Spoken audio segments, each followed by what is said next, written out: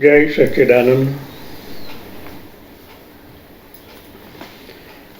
हम कई दिनों से ओमकार कर रहे हैं और बताया गया है ओमकार का स्वरूप अ उ म, अर्धचंद्राकार और बिंदु। मन में कई सवाल नहीं उठते क्या कि ओमकार ओम क्यों कहकर किया गया है?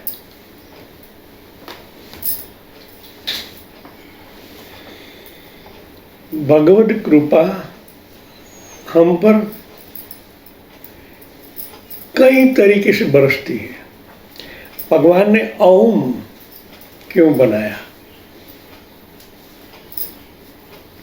हम उस पर थोड़ा गहनता से सोचेंगे। उस उपनिषद तो माँ है, हर प्रकार का ज्ञान हमें उपनिषदों में मिलता है। मनुष्य का चित्त इन तीन गुणों से बीच आवागमन करता रहता है, इसलिए उनको चित्त की गति पर ऊपर नीचे होती रहती है। इसी प्रकार जागृत, स्वप्न और सुषुप्ति, इन तीन अवस्थाओं में मानव विचरण करता रहता है। इन तीन गुणों तथा तीन अवस्थाओं के मध्य एक प्रगाढ़ संबंध है। जागृत अवस्था में मैं और जगत, मैं यानी आप और जगत, आप माने चेतन। आप चेतन हो, परमात्मा का संतान हो, और आप हो, मैं हूं, तभी तो जगत का अनुभव कर पाता हूं।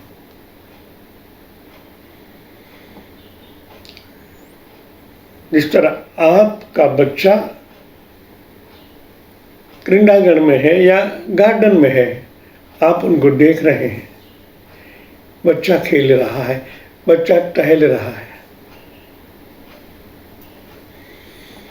मैं यानी चेतन, आपका ही उपार्जन जो मन है, वो मन द्वारा टहल रहा है। आप उनको देखते हैं। ये पहली अवस्था है जागृत। सुषुप्ति में एक और होती है,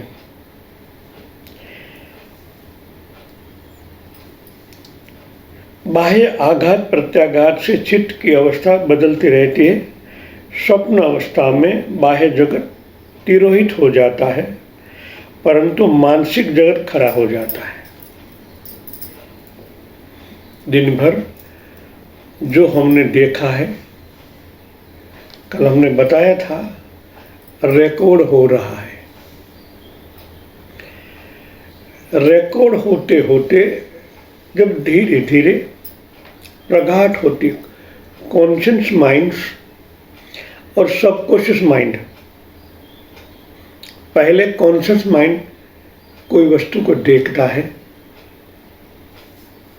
इनके बाद अच्छा लगता है तो भाव जगत उसके अंदर अवतरित होता है और धीरे धीरे सबकॉन्शियस माइंड प्रगाढ़ अवस्था उनके साथ जुड़ जाती है और परमानेंट रिकॉर्ड हो जाता है। जब आप नींद में होते हो तो जो रिकॉर्ड हो गया है, एक रिकॉर्ड होते होते दूसरा रिकॉर्ड हो जाता है। जागृत मन कहीं और देखने लगता है, वो अधूरा रह जाता है। अज्ञात मन शक्तिशाली है, उनके कड़ी को जोड़कर नींद में आपको बता देता है। जागृत ये स्वप्न अवस्था, स्वप्न अवस्था में ये दोनों मनों के बीच की अवस्था प्रकट होती है, कॉन्शियस और सबकॉन्शियस माइंड, और उनके परमाणु तरंगे उत्पन्न होते हैं। भगवान ने कहा ना, आत्मा अमर है, आप चेतन हो, चेतन सदा ही सर्वत्र छाया हुआ है। उस अवस्था में भी चेतन दृष्टा ही है। जो अधूरा था वो आपको बता देता है, इसलिए उनको स्वप्न अवस्था कहते हैं। जब कॉन्शियस माइंड शांत हो जाता है, सबकॉन्शियस माइंड एक्टिव होता है, धीरे धीरे ऐसी दशा आती है जहाँ कॉन्शियस बिल्कुल शांत हो जाता है। सबकॉन्शियस एक्टिव होता है, जो हमारे कई जन्मों से साथ है और जो रिकॉर्ड हो गया है वो परमात्मा फिर से बताते हैं।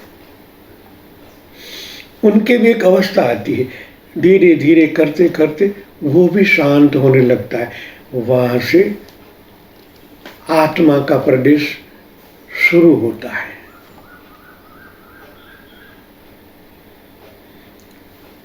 जागृत, स्वप्न और सुषुप्ति, उनको योग में सुषुप्ति अवस्था कहा गया है। सब शांत हो जाए, सुषुप्ति, दोनों से तीसरा अक्षर। जब आप वहां प्रवेश करते हैं तो कॉन्शियस भी शांत है, सबकॉन्शियस भी शांत है। उस अवस्था में आप प्रवेश करते हो और फिर भी आप देखते हो, वही आप हो। समाधि की शुरुआत है सुषुप्ति, तुर्या, तुर्यातीत। योग में कई अवस्था का वर्णन है, तो ये पहला स्टेप है सुषुप्ति। जब सब शांत हो जाता है, आपका मन एक्टिव नहीं होता है, सबको अज्ञात मन भी एक्टिव नहीं होता है, तब समाधि की शुरुआत होती है। वहां भी दृष्टा भाव, वहां दो है, आप हो और जो अवस्था को आप देख रहे हो, ये अवस्थाएं है, कुछ नहीं है, फिर भी एक आनंद की शुरुआत है। बहुत अच्छा लगता है, वहां टिकना है। वो अवस्था में ज्यादा रहने से आपके जो कर्म है, पिछले जन्मों का कर्म लेकर ही हम आए, वो भुगत रहे।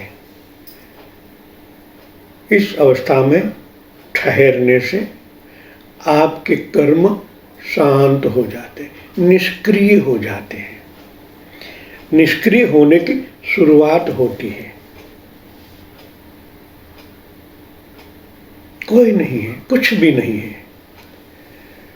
तब आपके अंदर से जो ऊर्जाएं प्रकट होती है, और अंतर जगत में भी ऊर्जा है, बाह्य जगत में भी ऊर्जा है, क्योंकि अभी आपकी सांस चल रही है। शुरुआत है ना, सांस भी चल रही है, अब देख भी रहे हो। फिर भी जो है चैतन्य वो भी है, तीनों का संगम होता है। वहां ज्यादा ठहरने से जो बाह्य जगत का चेतना है, सांस द्वारा अंदर आता है, धीरे धीरे वो भी शांत हो जाता है।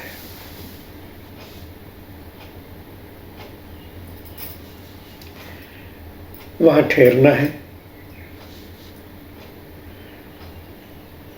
आप देखोगे धीरे धीरे वो अवस्था चेंज होने लगती है।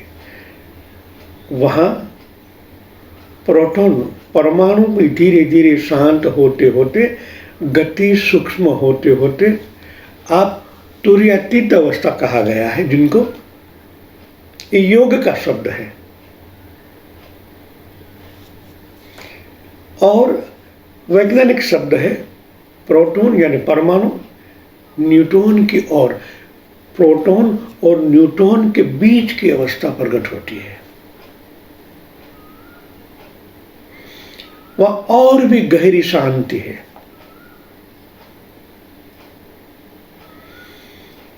वहां भी ठहरना है।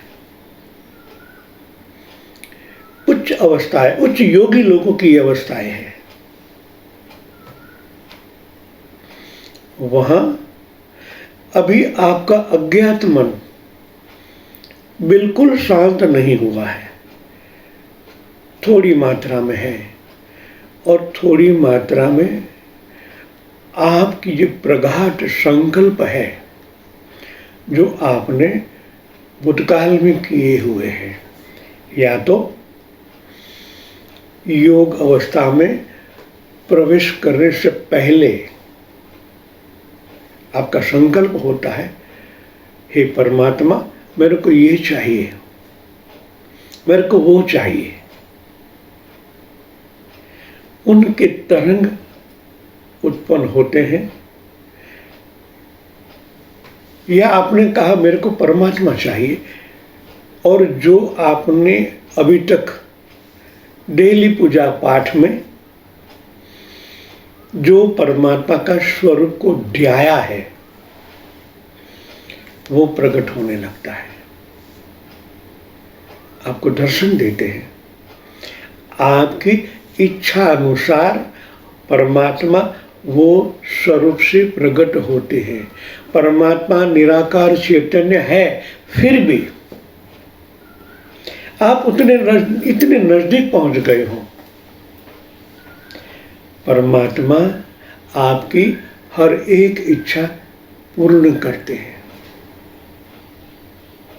आपने जो जो इच्छाएं सेवन किया है, इच्छाओं का, कोई सिद्धियों का, वो पूर्ण होने लगते हैं। वो परमात्मा का प्रदेश है।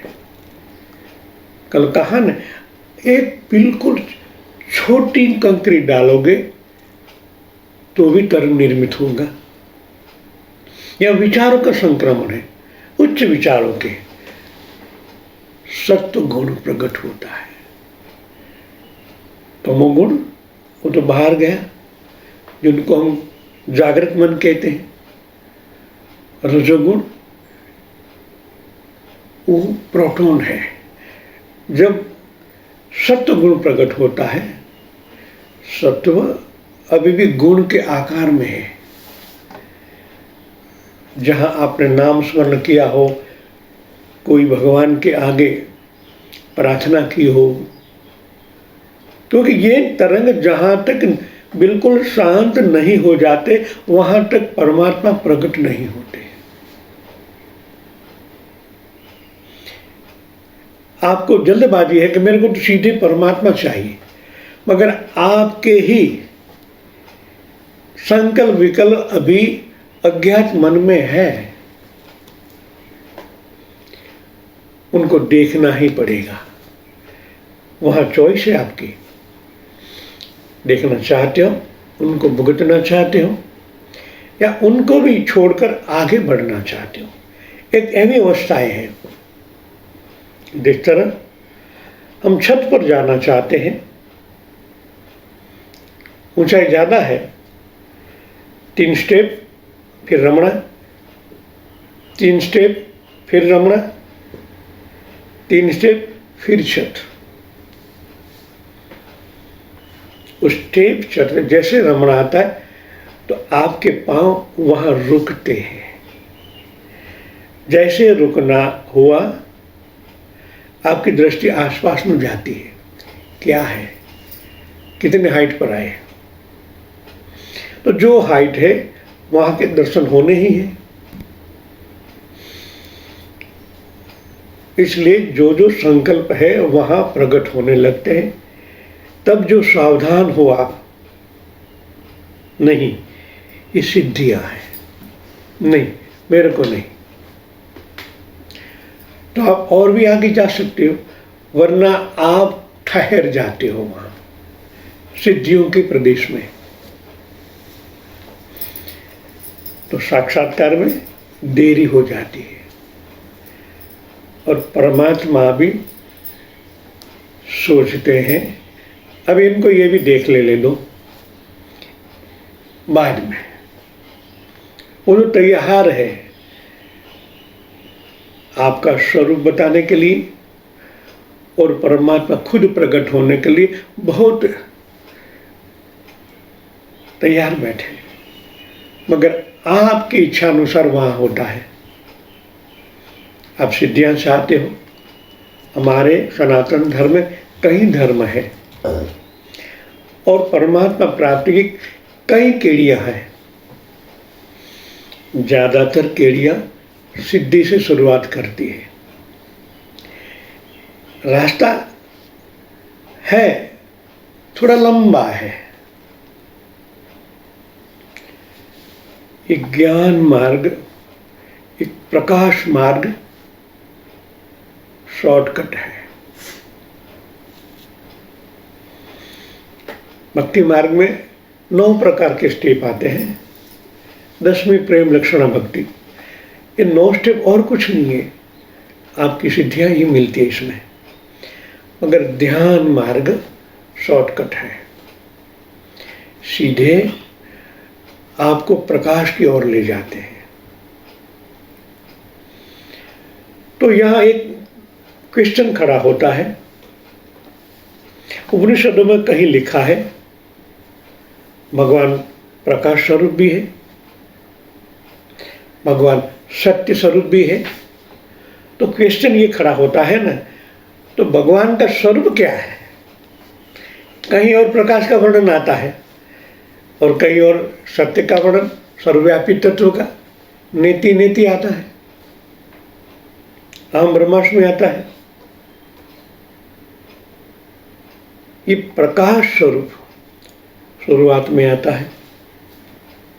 जो साधक भक्ति मार्ग से आगे बढ़ता है उनको पहले प्रकाश के दर्शन होते हैं।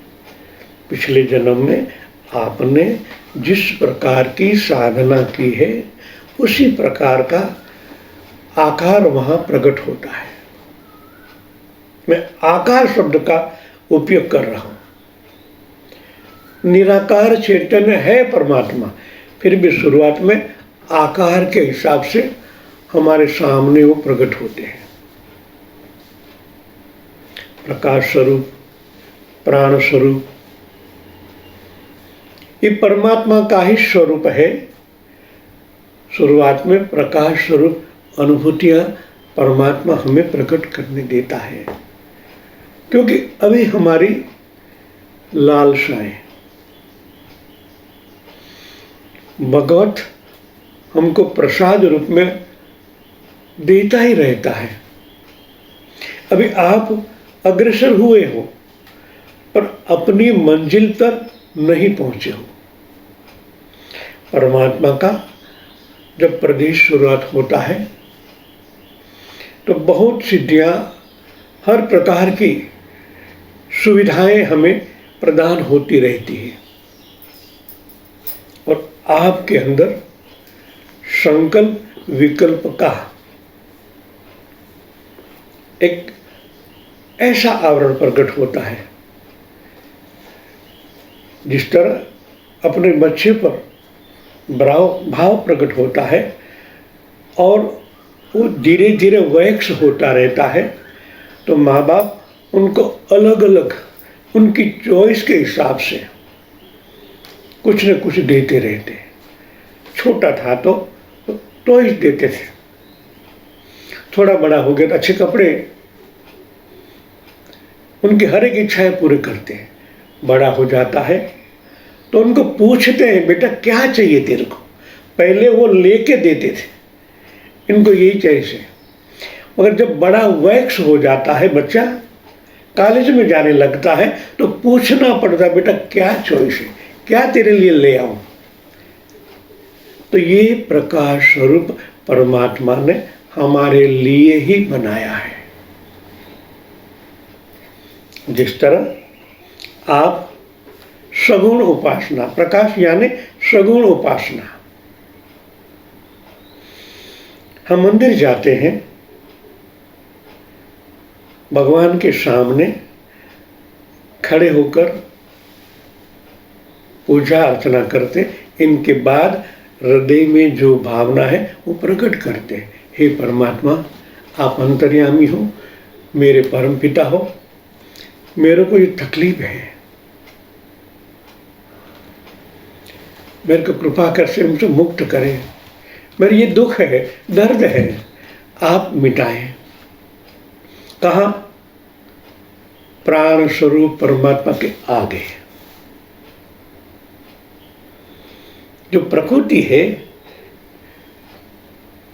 जिनको माया कहते हैं, मगर माया के अंदर यही प्राण स्वरूप परमात्मा है। जब आप उनके साथ एक होने के बाद जो भावना प्रकट करते हो, तत्काल पूर्ण होती है। परमात्मा का ही पहला स्टेप प्रकाश है, और हमारी सब इच्छाएं पूर्ण करने के लिए ही ऋषि मुनियों ने सगुण उपासना का निर्माण किया और मूर्तियां बनाई। आपको जिस परमात्मा का स्वरूप अच्छा लगता है, आप वही मंदिर जाते हो। जगत में तो भगवान कृष्ण की मंदिर है, विष्णु की मूर्तियां हैं, वो भी मंदिर है, माँ भगवती के मूर्तियां हैं, वो मंदिर है, हनुमान जी की मूर्तियां हैं, वो मंदिर है, गणेश जी है। आपकी चॉइस के अनुसार ऋषि मुनियों ने ऐसे अलग अलग प्रकार के मंदिर हमारे भारत में मिलते हैं, और आप वहाँ जाकर ही अपनी आंतरिक इच्छाएं प्रकट करते हैं। जब आपका तार अंदर के प्राण के साथ एक हो जाता है, आप प्राण स्वरूप हो। मैं रोज दोहराता हूं, आप वही प्राण स्वरूप हो, आप वही चेतन हो, क्योंकि आपके अज्ञात मन में ये उतर जाए। जब आप अंदर से सोचोगे, हाँ मेरे अंदर प्राण है, मैं बोल सकता हूं, मैं देख सकता हूं, मैं सुन सकता हूं, ये प्राण के आधार पर तो है। मैं 2 दिन पहले कहा था, आपके अंदर परमात्मा ने ही प्राण प्रतिष्ठा की है और प्राणवान हो। आज देखो ना, कोरोना काल में ऑक्सीजन की कमी हो जाती है, तो यही तो प्राण है। उनके आधार पर जीवन नौका चलती है। जीवन नौका जिसमें तैर रही, वो भी प्राण है, पूरा ब्रह्मांड भरा हुआ है। मगर आप बेहोशी के कारण अनुभव नहीं कर पाते हो कि मैं प्राणवान हूं, क्योंकि आपके अंदर मन हावी है। आपकी इच्छाएं कौन पूरी करता है? तो परमात्मा, भगवान, भगवत प्राण स्वरूप है। उस मूर्तियों में हमारे गुरुदेव द्वारा मंत्र द्वारा प्राण प्रतिष्ठा होती है, और आप वहां आपकी इच्छा प्रकट करते हो। जब सर्व संतान एक हो जाता है, तत्काल आपकी इच्छाएं पूर्ण होती है। कितनी दया है हमारे पर ईश्वर की, क्यों सगुण उपासना बनाई है। अब आपको मालूम पड़ता है ना, जिस तरह माँ बाप अपने बच्चों के लिए हर एक इच्छाएं, खुद को तकलीफ सहन कर कर भी हमारी इच्छाएं पूर्ण करता है, इसी तरह यही परमात्मा आपकी हर एक इच्छा पूर्ण करते हैं, प्राण स्वरूप। जब वैक्स उनसे भी आगे बढ़ती है, आपकी आयु कॉलेज में हो, धीरे धीरे वो भी उनसे भी आगे बढ़ती हो, खुद कमाने लगते हो, तब माँ बाप समझ लेते बेटा अब वो तैयार हो गया, खुद कमा लेता है। ये अवस्थाएं हैं। आप खुद संकल्प विकल्प कर सकते हो, तभी सोचना चाहिए। परमात्मा हमारी हर एक इच्छा प्राण स्वरूप से पूर्ण करते हैं। चिंतन करना चाहिए, ये प्राण स्वरूप परमात्मा का है, तो आप मेरी इच्छा उनको अनुभव करने की है, उनको देखना है, उनका इतने दिनों से मेरे काम कर रहे हैं भगवान, आज उनका दर्शन करना है। ये तड़प जब प्राण के अंदर, आपके अंदर के प्राण के अंदर प्रकट होती है, तब हर जगह आपको प्रकाश के अनुभव होता है। प्रकाश का मूल सत्व तत्व है सर्वव्यापी, शून्य। सत्य माने सर्वव्यापी तत्व, जिनको हम एनर्जी कहें, कॉस्मिक एनर्जी कहें, डार्क एनर्जी कहें, आप जो भी कहें, आपके अंदर है। तब ये मन अंतर्मुखी होने लगता है। कब? जब प्राण के साथ प्रगाढ़ता बढ़ जाती है। इसलिए हमारे हर एक साधक को हम प्राण की साधना करवाते हैं, समझाते हैं। ये प्राण का भी अनुभव करना चाहिए। प्राण एक स्पंदनात्मक है। जब आपका मन उनके साथ एक हो जाता है, तब आप खुद महसूस करने लगते हो, हाँ मैं प्राण स्वरूप हूँ। जब प्रगाढ़ता होती है तो आपको अंदर से एहसास होता है, क्या मैं ही परमात्मा हूँ? प्रगाढ़ ध्यान में कुछ नहीं है, फिर भी आप हो। जिस तरह कोई कमरे में आप बैठे हो, हर सुविधाएं आपके सामने है, जब लाइट चली जाती है अंधेरा छा जाता है, कुछ नहीं दिखाई देता। जो आप देख रहे थे प्रकाश में, प्राण स्वरूप में सब दिखाई देता, जगत दिखता है, आप दिखते हो, सब दिखता है।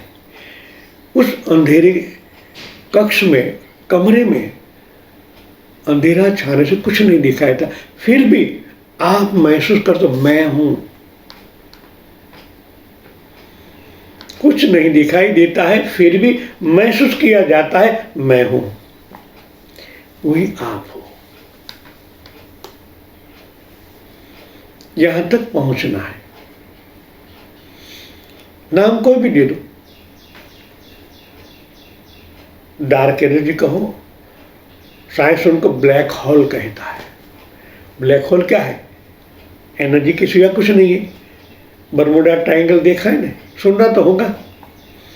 जहाज वहां से पसार होते सीधे अंदर चले जाते हैं, फ्लाइट ऊपर जाते उसको खींच लेता है। इतनी शक्ति, एनर्जी है। आप खुद वो हो। यही अनुभव परमात्मा का है, और यही वर्णन उपनिषदों में भी है, यही वर्णन वेदों में भी है, और यही वर्णन हमारे जो साक्षात्कारी महानुभव है उनके हैं। तो ये बात को चिंतन में लाना है। मैं डेली आधा घंटा से ज़्यादा नहीं बोलता हूँ, क्योंकि आपको चिंतन का समय मिलना चाहिए। शर्त तो ये है, जितने आधा घंटा आप सुनो, आधा घंटा चिंतन करना चाहिए, मगर आपके पास समय नहीं है। ये बड़ी प्रॉब्लम है। संतों के वचन को सुनो, बाद में उनको चिंतन में लाओ। चिंतन का मतलब चैतन्य के साथ जुड़ना। आप चैतन्यवान हो। जब आप आंखें बंदकर उस मनन करते हो, उस शब्दों का चिंतन करते हो। मनन का मतलब सतत मन का क्षय होना, चिंतन का मतलब सतत चैतन्य के साथ जुड़ जाना। जब एक हो जाते हो तब आपके अंतर से आत्मज्ञान प्रकट होने लगता है। वो परमानेंट जब हो जाता है तो बाह्य ज्ञान को आपको रुचि नहीं रहती, आपको यही रुचि रहती है ईश्वर की आराधना की, उनके साथ एक हो जाने की। तो ये आपको सुनना है और चिंतन में लाना है। जय सच्चिदानंद।